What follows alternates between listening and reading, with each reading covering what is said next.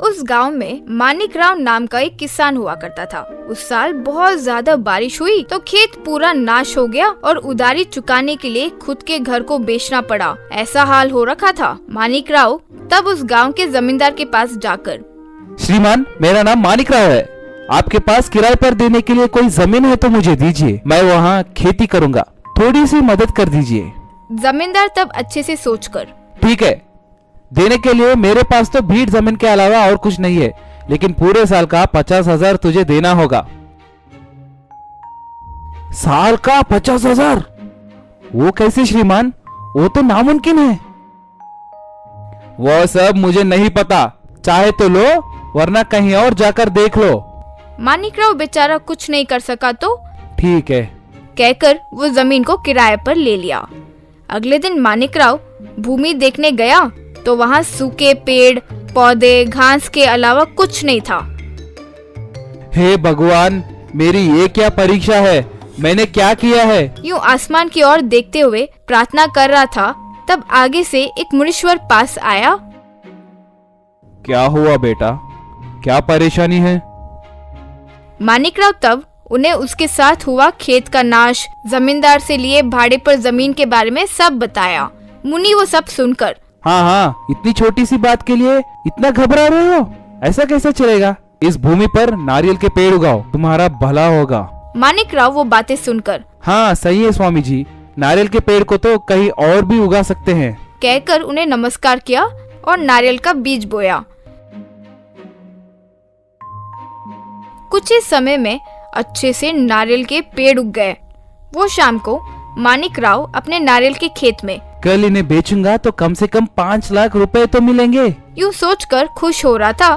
तभी वहाँ से जमींदार गुजरा और अपने जमीन पर नारियल को उगते देखकर हैरान रह गया। इन नारियल को वो बेचा तो कम से कम 5 लाख मिलेंगे इसे, उसमें से मुझे सिर्फ 50,000 ही देगा। यूं सोचकर लालच से मानिक राव के पास आकर जमींदार, देखो मानिक राव, तुरंत जो जमीन दिया है वो मुझे दे दो, मुझे पैसों की बहुत ज्यादा जरूरत आ पड़ी है।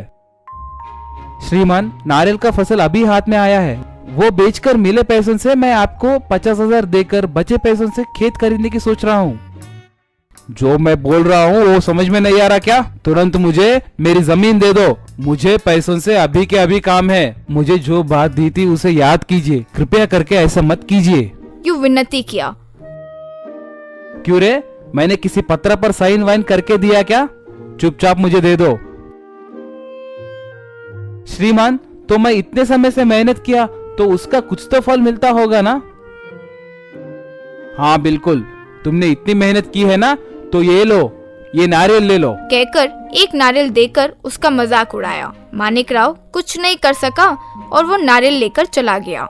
उस शाम घर के पास मानिक राव दुखी था तो आगे से आ रहे एक मुनि मानिक राव को देखकर, क्यों भाई मानिक राव, फिर से क्यों दुखी हो, क्या हुआ? मानिक राव तब जमींदार के किए गए धोखे के बारे में सब बताया। मुनि तब फिर से, हाँ, दिखाओ, वो नारियल मुझे दे दो, यूं हंसते हुए कहा। मानिक राव उस नारियल को मुनि को दे दिया। मुनि उस नारियल को देखकर मानिक राव से, देखो मानिक राव, तुम्हारा खुश नसीबी इस नारियल में ही है, कहकर उस नारियल को देकर चला गया। मानिक राव को कुछ समझ नहीं आया और नारियल को जमीन पर रखा। बस वो नारियल एक ही बार में एक बड़े नारियल के पेड़ में बदल गया। नारियल के सामने एक सोने का बना दरवाजा खुला हुआ था। मानिक राव इस दरवाजे में जाते ही वहाँ सोने हीरे जेवरात सब थे। तब मानिक राव जितना चाहिए उतना सोना लेकर बाहर आया। उस सोने से खोए घर को खरीदकर बचे पैसों से जमींदार के पास जाकर उसके उगाए खेत को वो खुद ही खरीदेगा, यूं कहकर सोना उसे दे दिया। तब जमींदार सोना लेकर उस नारियल के खेत को उसके हवाले कर दिया। उस रात जमींदार मन में, इसे अचानक इतना सोना कहाँ से मिल गया, सोचकर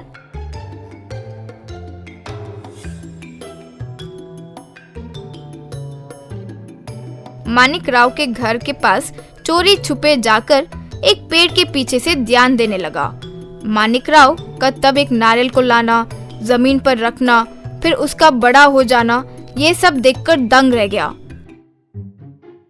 फिर मानिकराव उस दरवाजे के अंदर जाकर कुछ समय बाद सोने के साथ बाहर आना देखकर, ओहो, तो ये राज है।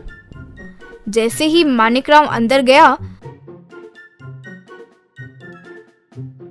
वो नारियल को लाकर जमीन पर रखा। वो नारियल एकदम से बड़ा हो गया। जल्दी जल्दी उस नारियल के दरवाजे खोलकर वो अंदर गया। अंदर पूरा अंधेरा था। अचानक शेर की आवाज आने लगी। इतने में एक बड़ा राक्षस भी दिखाई दिया। बाप रे, भूत भूत, चिल्लाते हुए बाहर आ गया। तब से जमींदार मानिकराव के रास्ते के आड़े कभी नहीं आया। वो मैनापुर नाम का गांव था। उस गांव में सोनू सूद नाम के किसान के 2 बच्चे थे। सोनू सूद को अपने पास रहे भैंस बोले तो बहुत पसंद था। रोज सुबह अपने भैंस को सोनू सूद नदी के पास लेकर जाके नहलाता था। फिर वापस घर को लेकर आकर दूध निकालकर गली गली में घूमकर, हाँ दूध भाई दूध, स्वच्छ दूध, हाँ दूध है भाई दूध, भैंस की स्वच्छ दूध चिल्लाते हुए बेचता था। वैसे आए पैसों से वो अपने परिवार का पालन पोषण करता था। एक बार सोनू सूद भैंस को नदी में ले जाते वक्त एक लड़का अपने बाइक पे एक हाथ से गाड़ी चलाकर दूसरे हाथ से फोन पे बात करते हुए, देखो डार्लिंग कितना सुंदर है हमारा गांव, कहकर वीडियो कॉल में अपने गांव की खूबसूरती को दिखा रहा था। सोनू सूद की भैंस उसके सामने जब आए, वो कंट्रोल खोकर नीचे गिर गया। ओ नो माय फोन, कहकर अपने फोन को उठाते हुए, ओ नो डार्लिंग बाई स्किड हो गया, ये भैंस सामने आ गए ना, कॉल यू लेटर, कहकर फोन कट करके सोनू सूद से, क्यों भाई देख के नहीं आ सकते हो क्या, थोड़े में मेरा फोन टूट जाता, कहकर गाली देकर चला गया। आजकल के नौजवान को जिंदगी की कीमत समझ में नहीं आती है। जब से ये सेलफोन आया है, सेलफोन को ही जिंदगी समझ बैठे हैं, पर अपनी जिंदगी के बारे में नहीं सोच रहे। छी बेकार लोग, कहकर गाली देकर चला गया। घर पे आने के बाद बेटी, पापा मुझे एक सेलफोन चाहिए प्लीज पापा। नहीं वैसा कुछ मत ले, वैसी गंदी आदतें कुछ भी मत लगाओ। नहीं पापा, ऑनलाइन क्लासेस चल रहे हैं, क्लासेस सभी मिस हो रहे हैं। नहीं बेटी नहीं, वैसी पढ़ाई हमें नहीं चाहिए। लोग सभी अपने आपा खोकर गलत रास्ते में जा रहे हैं। उसकी बेटी जितना समझाने के बावजूद भी वो जब नहीं सुना, तो वो जाकर अपने स्कूल के प्रिंसिपल से बताई। अगले दिन प्रिंसिपल सोनू सूद के पास आकर, देखिए ये लॉकडाउन के कारण स्कूल सभी बंद है, हम बच्चों को ऑनलाइन तरीके से पढ़ा रहे हैं। आपके बच्चे भी बाकी बच्चों के जैसे बिगड़ जाएंगे, ये सोच में परवरिश कभी मत कीजिए। विश्वास के साथ उनकी परवरिश कीजिए। हम जैसे बीज बोएंगे वैसा ही पौधा उगेगा ना, इसलिए एक बार सोच लीजिए, कहकर वो चली गई। सोनू सूद अपनी बेटी के पास आकर, मैं तुम्हारे लिए एक सेलफोन खरीदूंगा बेटी, लेकिन संभाल कर इस्तेमाल करना, कहकर वो एक दुकान के पास आया। भैया हमारी बेटी को कोई ऑनलाइन क्लासेस में सुनना है, एक अच्छा सा सेलफोन देना। ठीक है साहब, एक फोन की कीमत 12,000 रुपए है। क्या 12,000? EMI के मुताबिक भी आप ले सकते हैं साहब, क्रेडिट कार्ड है क्या आपके पास?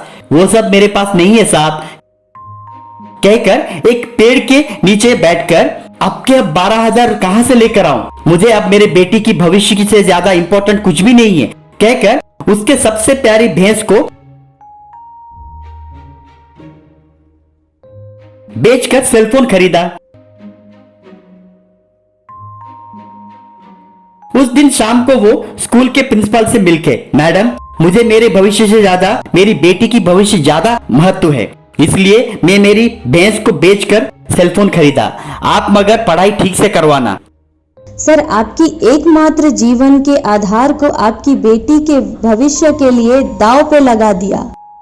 उसमें क्या है मैडम, वो खुश रहे मेरे लिए वही काफी है, कहकर चला गया। अगले दिन प्रिंसिपल अपने ऑनलाइन में एक पोस्ट डाली। ऑनलाइन में सोनू सूद अपनी बेटी के लिए जो बलिदान दिया, सब लोग तारीफ किए।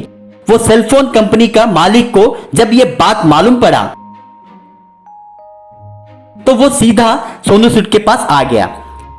सर, आप हमारे सेलफोन खरीदने के लिए आप अपनी भविष्य को ही दांव पे लगा दिए। बेटी की भविष्य के लिए जो आपने किया वो बहुत इंस्पायरिंग है साहब। ये लीजिए आपने खोए हुए ये भैंस। वैसे आपकी बेटी के लिए आपने जो सेलफोन खरीदा है वो भी हम मुफ्त में दे रहे हैं। ये लीजिए आपके 12,000 रुपए, कहकर पैसा दिया।